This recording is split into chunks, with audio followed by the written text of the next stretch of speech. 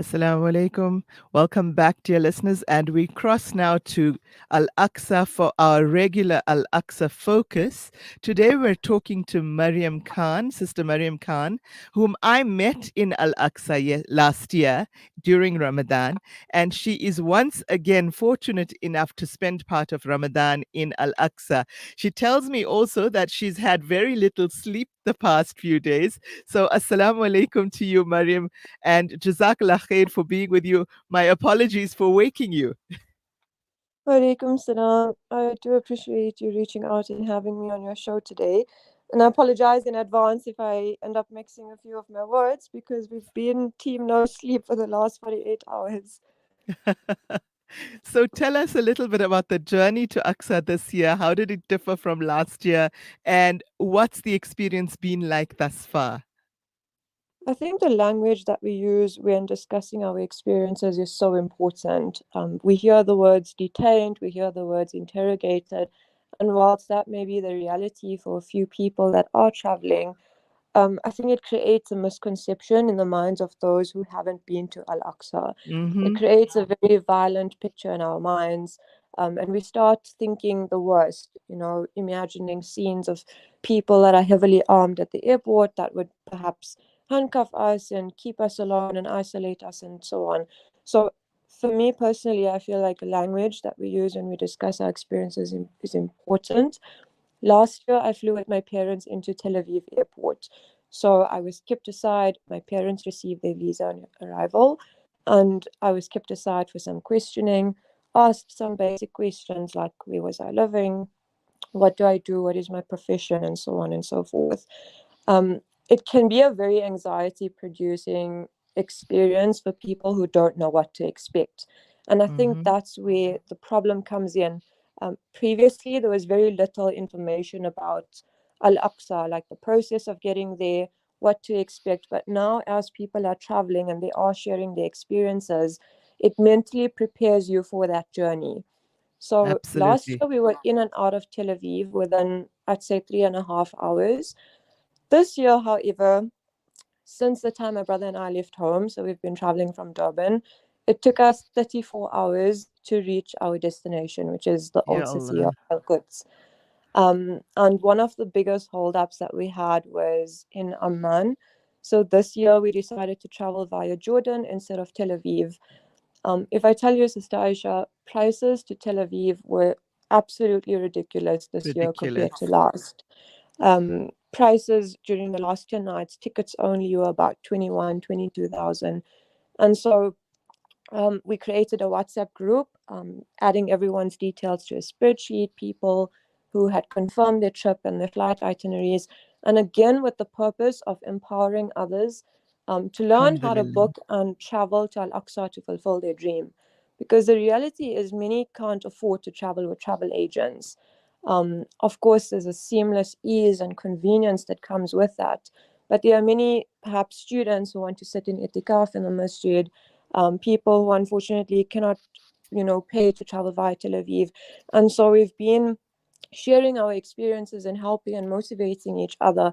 And that is what I feel is so different this year compared to last. You really see Alhamdulillah. that sense of Alhamdulillah. community mindedness. I mean, there's over 500 South Africans that have completed the Google form with their flight itineraries. And I think, I can't speak for a fact whether that's larger than any other number in previous years, but it's definitely a noteworthy figure. Mm-hmm. So coming back to that experience in Amman airport, actually we landed at 2 a.m. And that's one of the things that's difficult, I think, when traveling via Amman, via Ethiopian Airlines, you would land at the airport just after 2 a.m. And you've got to wait until the borders open by 7:30 a.m. before you can Right. actually start your border crossing. So a lot of time, I think, goes in the waiting. We were kept in Allenby border for about 4 hours. So it was Mm-hmm. myself and my brother that were traveling alone, and there were other families, couples, and people with their kids that were on the same flight as us. 13 of us were kept for 4 hours at Allenby. And there was a Mm-hmm. time when I thought to myself, are we actually going to make it or not? We were looking at flights to Medina, thinking of a backup plan, because I think there's a lot of fear that has started to step in. We have seen South Africans getting sent back from Tel Aviv and from Amman airport, but Hmm. Amman border. But what I tell people is either you're gonna get sent back, and that is your takdir, or your fear of getting sent back is gonna hold you back from traveling. So if Hmm. you have Hmm. the means and you have the resources to take a chance and go, because you never know at the end of the day whether you will be let in or not, but it's worth the chance. After, I mean, I'm sure you know, after spending Ramadan in Aqsa last year, it's impossible to not be here every Ramadan. And I think that is the one dua that I made consistently last year, that, invite us back to these holy lands Yes. every year in Ramadan. Inshallah, inshallah. I mean, for you and for me, because I make that dua as well. So thank you very much for setting that scene for us, Maryam, with the, the difficulties at both Tel Aviv when that happens and at the Allenby border in Jordan. But as you said, I think the language we use is very important. And these are comparatively minor difficulties. It's really largely just harassment, except, of course, for the unfortunate few who are not allowed in. But for the most part, it is largely harassment.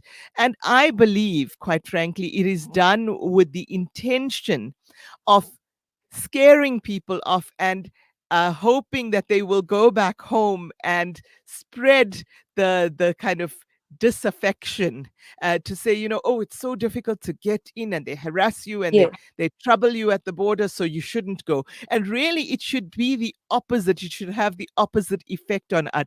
It should really incite us to encourage more people to go, because of course what the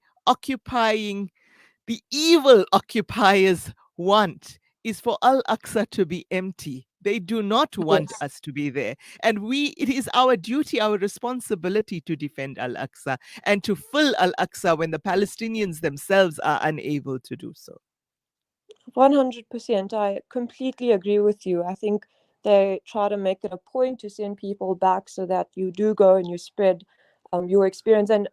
Whilst that's being said, there are people who have had highly distressing experiences where their phones were being searched, Mhm. Instagram, WhatsApp, contact numbers, and so on.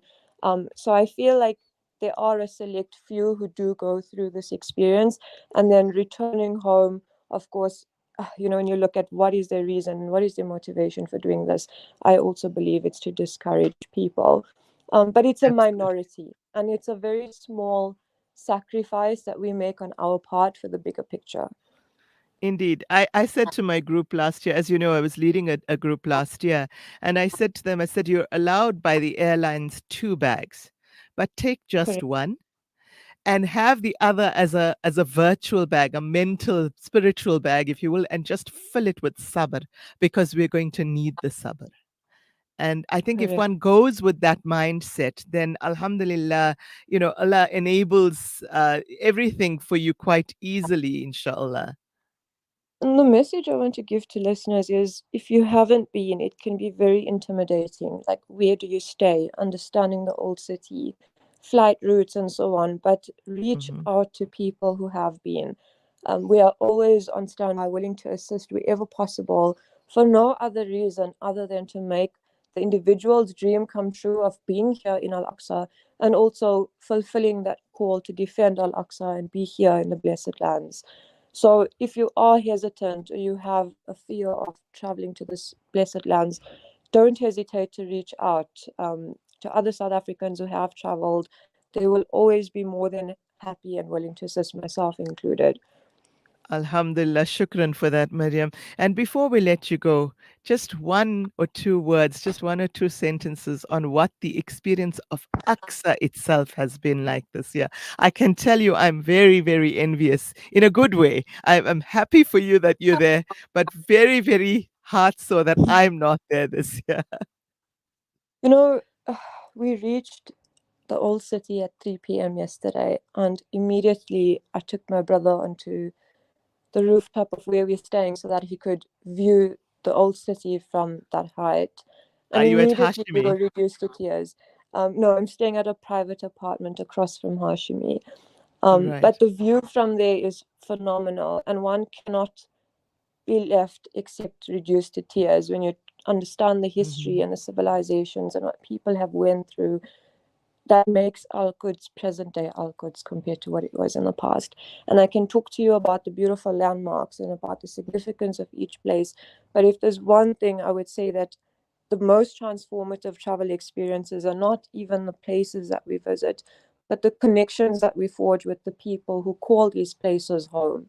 And Oh. when you talk to the Palestinians and you make an effort to learn about their family name and which descendant they're from, and actually Mm-hmm. surpass what meets the eye, that is what will touch a person's heart and make you feel connected to this place.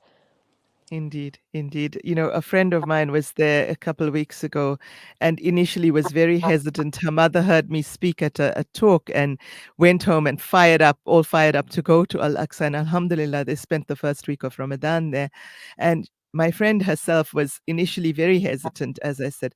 Once she was there, she said, I cannot believe what the Palestinians are like, what they've been through, and the warmth and the hospitality and the generosity of spirit that the Palestinians show to us, and specifically now, particularly to South Africans.